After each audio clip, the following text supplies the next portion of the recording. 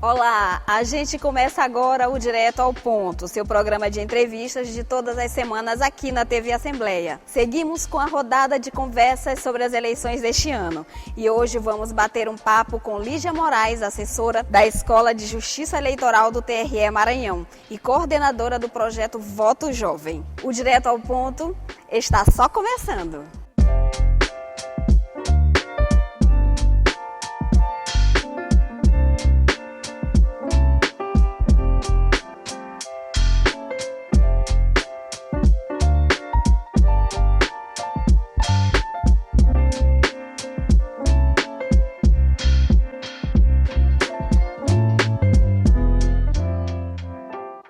Lígia Moraes, seja muito bem-vinda à TV Assembleia, ao programa Direto ao Ponto. A gente tem dados do Tribunal Superior Eleitoral, que estão no TSE, de que houve um aumento considerável de 50%, superior a 50%, no número do eleitorado jovem. A que se deve isso? Esse aumento a gente atribui a campanhas publicitárias que a gente fez de sensibilização, não só o Tribunal Superior Eleitoral, mas também os tribunais regionais eleitorais por todo o país, né? Tentando engajar esses jovens, né? Demonstrar a importância da participação deles no processo eleitoral. Também nesse rol de campanhas, os influenciadores, né, digitais, assim, eles tiveram um papel fundamental. Eles também conseguiram atrair essa parcela do eleitorado, né, para que participasse desse processo de escolhas. Nas redes sociais, realmente, essa campanha, tuitaço, a senhora acha que isso estimulou o aumento, o crescimento do voto jovem? É uma geração que é muito conectada às redes sociais, né? Ela já nasceu imersa nesse mundo digital, então ela se sente muito confortável com esses canais, né, de comunicação. De certa forma, isso faz com que eles se sintam mais atraídos por esses canais, por esses veículos. Como tem sido esse trabalho da Justiça Eleitoral para aumentar o número de jovens votantes, tanto no Brasil quanto no Maranhão? A gente já desenvolve um projeto, né, desde 2009, chamado Projeto Voto Jovem na Escola, né, que a gente faz um programa de conscientização nas escolas, tanto nas escolas públicas e privadas aqui da capital e do interior do estado. A gente trabalha com a faixa etária do pessoal do ensino médio, né? Entre os 15 a 18 anos, embora o nosso público-alvo seja mesmo os eleitores entre 16 e 18 anos. Quais os benefícios, quais os ganhos, como é que tem sido isso na prática?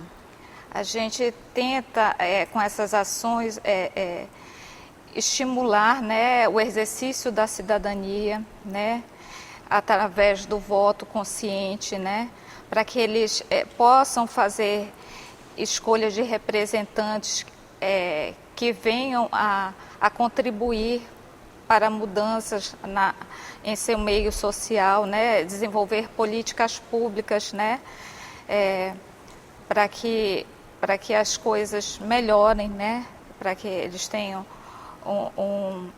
um impacto social melhor em suas vidas, né? E a gente desenvolve isso por alguns instrumentos, como palestras educativas, a gente faz também treinamento e simulação de votação em urnas eletrônicas com candidatos fictícios, para que eles possam ter uma breve compreensão de como essa etapa acontece no dia de uma votação oficial. E essa ação, ela é interiorizada? Vocês já foram a quantos municípios? E como tem sido esse trabalho nos municípios de conscientização? A gente já desenvolveu esse trabalho em outras edições, em outros municípios aqui do interior do estado do Maranhão, né? Como os jovens têm recebido esse projeto do TRE? Na interação que a gente tem mantido com eles é que eles vêm com bons olhos, né? Vêm de forma satisfatória, né? Agradecem, né? Por eles estarem tendo essa compreensão do processo eleitoral, da participação deles, como é fundamental eles terem essa compreensão dos direitos e deveres políticos, né? Até para que possam fazer escolhas assertivas de seus candidatos, principalmente, sobretudo esse ano, né, que nós teremos eleições gerais e vamos escolher 5 representantes, né? Escolheremos representantes e governantes, né? Governantes para o Brasil, né? Presidente da República e governante para o Estado, né? E representantes do Legislativo. Conscientizar o jovem a votar ainda é um desafio? Nesse contexto que vivemos, sim, porque nós temos muita desinformação eleitoral, muitas fake news, e a gente tem que alertar eles sobre essas notícias falsas que tentam manipular a opinião pública, que pregam discurso de ódio, tentam desacreditar instituições públicas, né? E a gente adverte que é importante fazer a checagem, verificar a autoria, a fonte, se é confiável ou não, né? Todos esses detalhes eles têm que ser aferidos para que esse eleitor não seja ludibriado, enganado, né? E possa fazer a escolha do seu candidato de maneira real, num fato concreto e não de forma falseada, né? E quais as outras estratégias para conscientizar o jovem contra essas fake news? Olha, a Justiça Eleitoral ela tem atuado em programas de enfrentamento à desinformação. O TSE tem um programa permanente, né, de enfrentamento à desinformação. Lá no Tribunal Regional Eleitoral do Maranhão, nós também temos, né, seguimos também a mesma diretriz do Tribunal Superior e também temos uma equipe responsável por isso, por esse monitoramento. Além disso, a Justiça Eleitoral ela tem uma página chamada Fato ou Boato, em que diversas notícias já foram objeto de checagem pela Justiça Eleitoral e foram esclarecidas ao cidadão o real teor, o que de fato procede e o que não procede. São mais de 30 anos do voto jovem no Brasil. Como é que a senhora vê, como é que a senhora avalia esse processo de início até aqui onde nós estamos? Começou com aquele movimento dos caras pintadas, né? Querendo, assim, uma participação, se sentindo aptos a interferir no processo decisório. E eu acho que esse papel deles foi de grande valia. Aí, com o passar do tempo, a gente viu um certo arrefecimento, mas atualmente, com essas campanhas, com as redes sociais, assim, e algumas ferramentas que a Justiça Eleitoral tem disponibilizado para facilitar com que o eleitor faça o seu alistamento, isso trouxe um acréscimo nessa parcela do eleitorado. Por exemplo, a gente teve o título NET, né? A gente oportunizou essa ferramenta para que quem quisesse fazer o alistamento de forma virtual, né, pudesse fazer a sua inscrição eleitoral, né?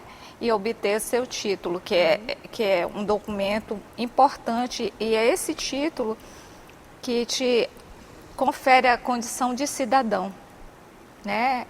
A partir desse título você pode interferir, você ganha esse status de cidadão, né?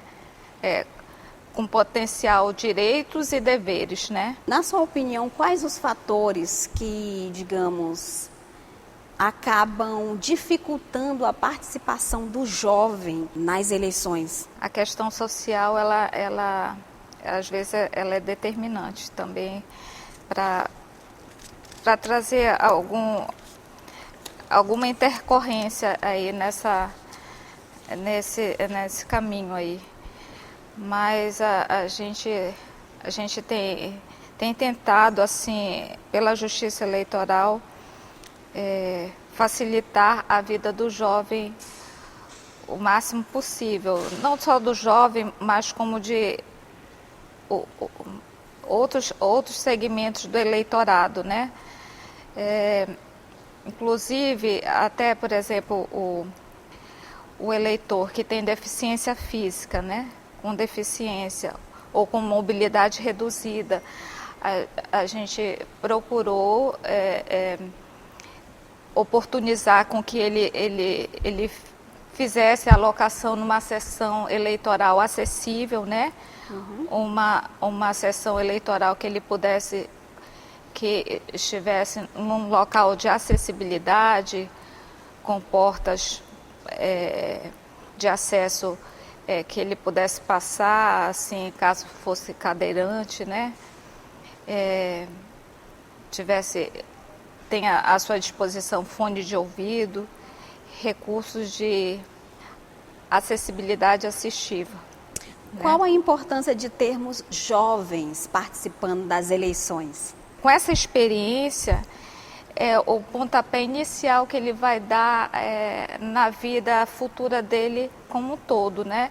Ele vai começar a se apropriar do senso de cidadania, né?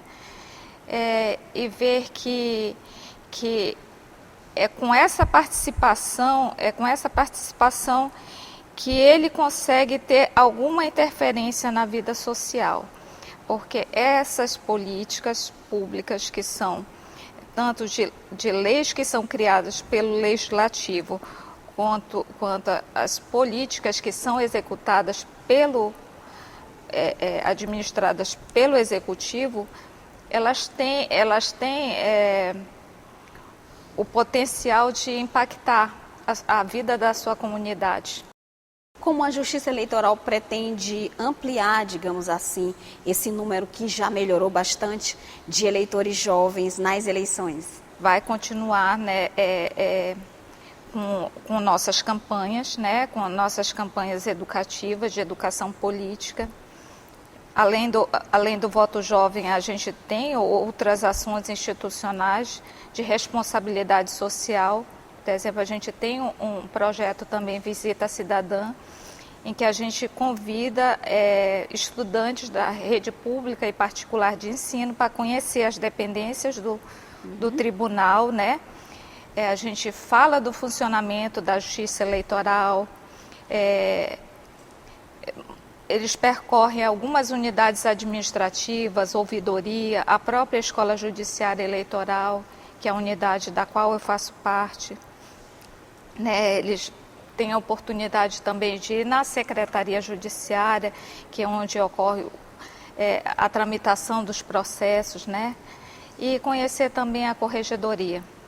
A senhora acredita? E até a sessão plenária, a gente leva eles lá no ambiente em que ocorrem as sessões plenárias, para eles terem uma ideia de como funciona. A gente fala, assim, da questão da composição da corte, como ocorrem os julgamentos. Eles têm toda essa experiência. A senhora acredita que a participação de jovens disputando as eleições de 2022 ou eleições passadas, essa condição tenha estimulado ou estimule a participação do eleitor jovem? Com certeza é um estímulo, né? Você ter um representante, né? Assim, alguém em que você possa se inspirar, alguém preparado, apto para exercer aquela função, né?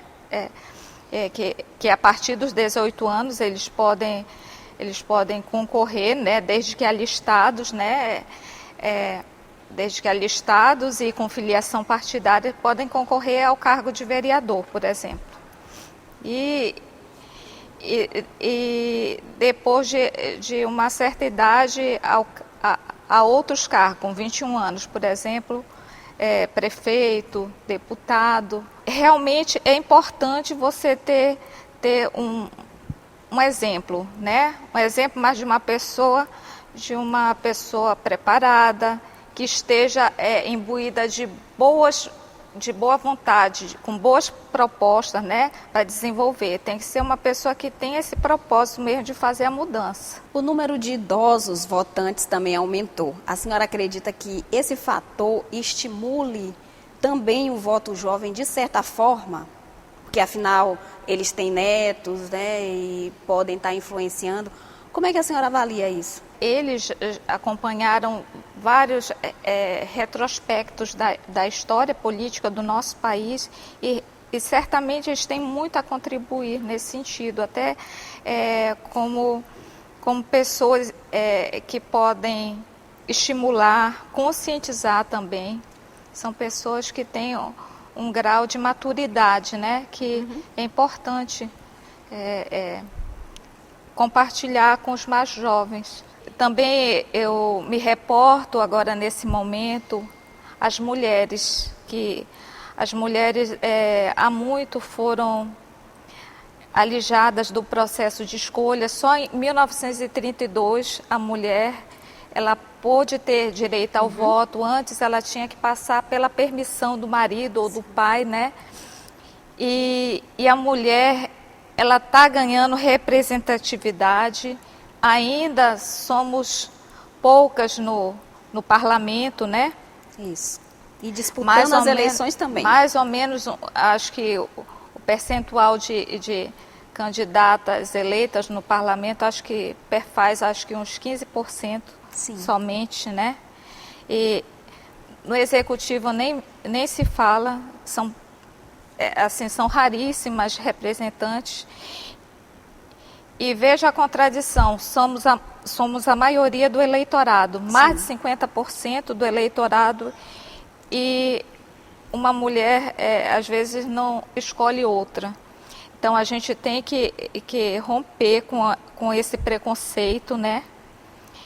E também as mulheres têm que buscar, né, esse aperfeiçoamento, sua preparação, para que possa fazer a diferença também, porque a mulher ela tem várias qualidades, né? Ela concilia diversos trabalhos e atualmente a gente está conseguindo, com políticas afirmativas, ações afirmativas, ganhar uma certa projeção, né? Tanto das mulheres nos espaços de poder público, né? Como na política, tendo participação na vida política. E no projeto Voto Jovem, nas futuras edições, a gente pretende trabalhar essas pautas, né? Essas pautas da questão da inclusão social, desses segmentos, da mulher na política. E da mulher jovem também na política. Da mulher jovem, né? Na política, que é uma potencial liderança, né? A questão dos indígenas, das pessoas com deficiência, porque a nossa democracia ela só tem um sentido quando ela é universal, quando vários segmentos podem participar de forma ativa e efetiva. Lígia Moraes, muito obrigada pela sua participação aqui na TV Assembleia no Direto ao Ponto, e já está convidada para voltar novamente. Te agradecer em nome aqui da presidente do Tribunal Regional Eleitoral do Maranhão, a desembargadora Ângela Salazar, e também em nome do diretor da nossa Escola Judiciária Eleitoral, juiz André Bogeia, por esse convite, por poder passar essa mensagem aos jovens, né? Que eles são necessários e eles são importantes nesse contexto de mudanças e escolhas. Muito obrigada, Lígia, mais uma vez. Chegamos ao fim de mais um Direto ao Ponto. Acompanhe a nossa programação pelas redes e reveja todas as entrevistas. Agradeço imensamente a sua companhia. Até o próximo programa. Tchau!